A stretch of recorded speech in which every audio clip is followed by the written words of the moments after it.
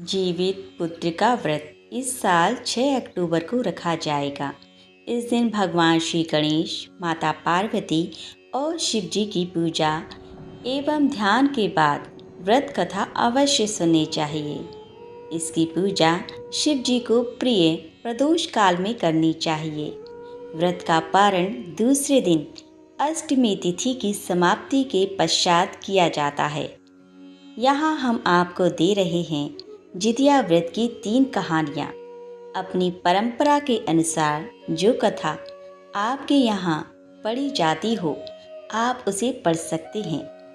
इसमें पहली कहानी सियारिन बाली है, दूसरी जी मूत वाहन राजा की और तीसरी भगवान श्री कृष्ण से जुड़ी हुई। चिल्लो सियारों की कथा। जीवित पुत्र का व्रत में चिल्लो सियारों की एक कथा भी सुनी जाती है। वह संक्षेप में इस प्रकार से है। एक वन में सेमर के पेड़ पर एक चील रहती थी। पास की झाड़ी में एक सियारिन भी रहती थी। दोनों में खूब पड़ती थी। चिल्लो जो कुछ भी खाने को लेकर आती, उसमें से सियारिन के लिए जरूर हिस्सा रखती। सियारिन भी चिल्लो का ऐसा ही ध्यान रखती। इस तरह दोनों के जीवन आनंद से कट रहे थे। एक बार वन के पास गांव में औरतें ज्योतिया की पूजा की तैयारी कर रही थीं। चिल्लो ने उसे बड़े ध्यान से देखा और अपनी सखी सियारों को भी बताया। फिर चिल्लो सियारों ने तय किया कि वह भी यह व्रत करेंगी। सियारों और चिल्लो ने जितिया का व्रत रखा। बड़ी निष्ठा और लगन से दोनों दिन भर भूखे प्यासे मंगल कामना करती व्रत में रहीं, मगर रात होते ही सियारिन को भूख प्यास सताने लगी। जब बर्दाश्त न हुआ तो जंगल में जाके उसने मांस और हड्डी पेट भरकर खाया। चिल्लो ने हड्डी चबाने के कण कण की आवाज़ सुनी तो पूछा कि यह कैसी आवाज़ है।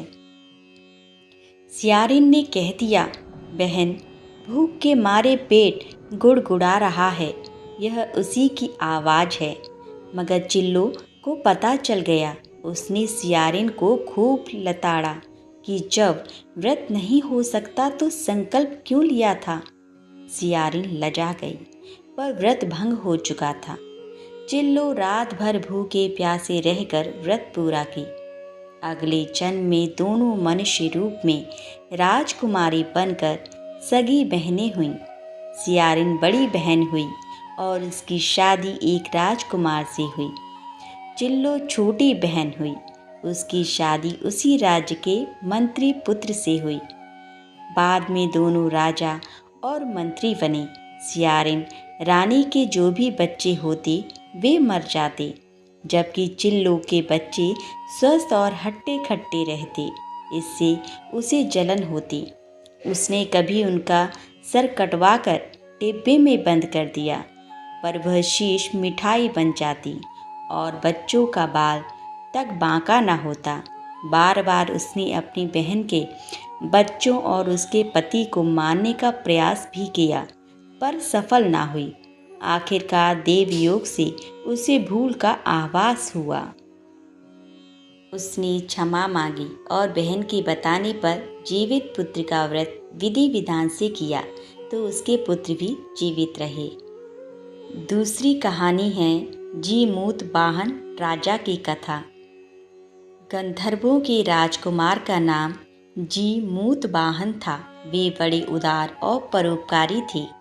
जी मूत वाहन के पिता ने वृद्धावस्था में वानप्रस्थ आश्रम में जाते समय इनको राज सिंहासन पर बैठाया, किंतु इनका मन राजपाट में नहीं लगता था।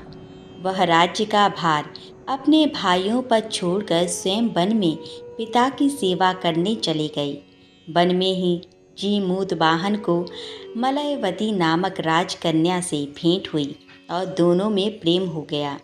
एक दिन जब वन में भ्रमण करते हुए जी मूत वाहन काफ़ी आगे चले गए, तब उन्हें एक वृद्धा विलाप करती हुई दिखी। पूछने पर वृद्धा ने रोते हुए बताया, मैं नागवंश की स्त्री हूँ। मुझे एक ही पुत्र है। पक्षीराज गरुड़ के कोप से मुक्ति दिलाने के लिए नागों ने यह व्यवस्था की है। वे गरुड़ को प्रतिदिन भक्षण हेतु एक युवा नाग सौंपते हैं। आज मेरे पुत्र शंखचूर्ण की बलि का दिन है। आज मेरे पुत्र के जीवन पर संकट है और थोड़ी देर बाद ही मैं पुत्र विहीन हो जाऊंगी।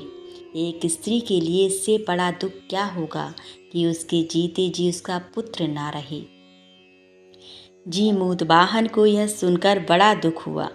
उन्होंने उस वृद्धा को आश्वस्त करते हुए कहा, डरो मत, मैं तुम्हारे पुत्र के प्राणों की रक्षा करूंगा। आज उसके स्थान पर स्वयं मैं अपने आप को उसके लाल कपड़े में ढककर वध्यशिला पर लौटूंगा, ताकि करुण मुझे खा जाए पर तुम्हारा पुत्र बच जाए।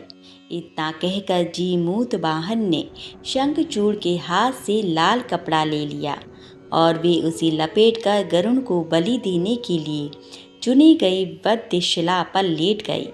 नियत समय पर गरुड़ बड़े वेग से आए और वे लाल कपड़े में ढके जीमूतवाहन को पंजे में दबोचकर पहाड़ के शिखर पर जाकर बैठ गए।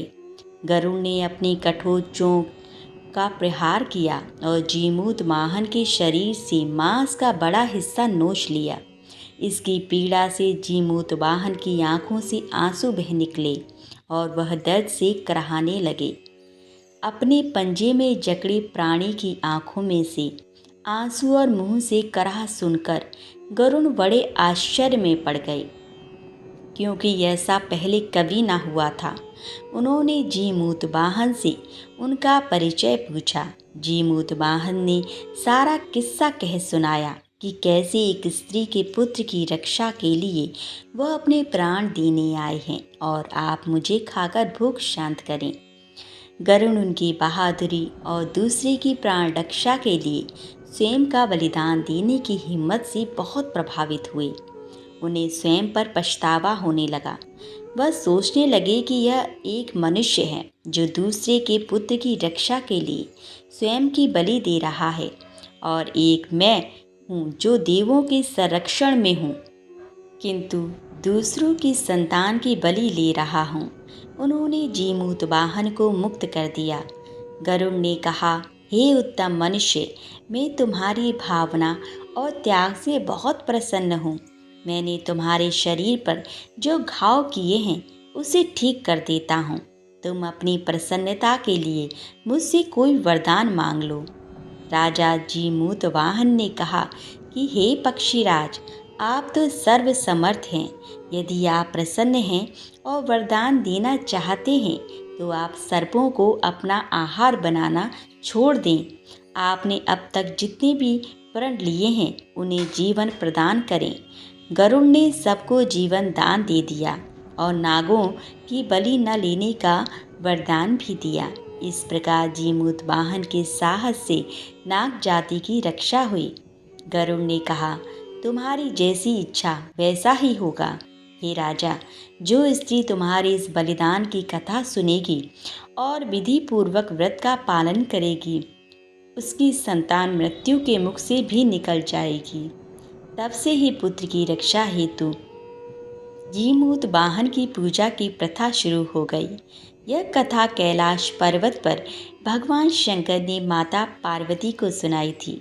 जीवित पुत्रिका के दिन भगवान श्री गणेश, माता पार्वती और शिवजी की पूजा एवं ध्यान के बाद कथा को अवश्य सुनना चाहिए। तीसरी कथा भगवान श्री कृष्ण की कथा है। यह कथा महाभारत काल से जुड़ी हुई है। महाभारत युद्ध के बाद अपने पिता की मृत्यु के बाद अश्वत्थामा बहुत ही नाराज था और उसके अंदर बदले की आग तीव्र थी, जिस कारण उसने पांडवों के शिविर में घुसकर सोते हुए 5 लोगों को पांडव समझकर मार डाला था। लेकिन वे सभी द्रौपदी की 5 संतानें थीं। उसके इस अपराध के कारण उसे अर्जुन ने बंदी बना लिया और उसकी दिव्य मणि छीन ली। जिसके फलस्वरूप अश्वत्थामा ने उत्तरा की अजन्मी संतान को गर्भ में मारने के लिए ब्रह्मास्त्र का उपयोग किया, जिसे निष्फल करना नामुमकिन था। उत्तरा की संतान का जन्म लेना आवश्यक था, जिस कारण भगवान श्री कृष्ण ने अपने सभी पुण्यों का फल उत्तरा की अजन्मी संतान को देकर उसको गर्भ में ही पुनः जीवित किया। गर्भ में मरकर जीवित होने के कारण उसका नाम जीवित पुत्रिका पड़ा और आगे जाकर यही राजा परीक्षित बना। तब ही से इस व्रत को किया जाता है। जीवित पुत्रिका व्रत उपाय। पहला उपाय है, जितिया व्रत में पूजा के दौरान सरसों का तेल और खली चढ़ाई जाती है। मान्यता है कि इस उपाय को करने से संतान को किसी की बुरी नज़र नहीं लगती है, वह निरोगी और स्वस्थ रहता है। दूसरा, जितिया व्रत वाले दिन संतान गोपाल मंत्र का जाप करे।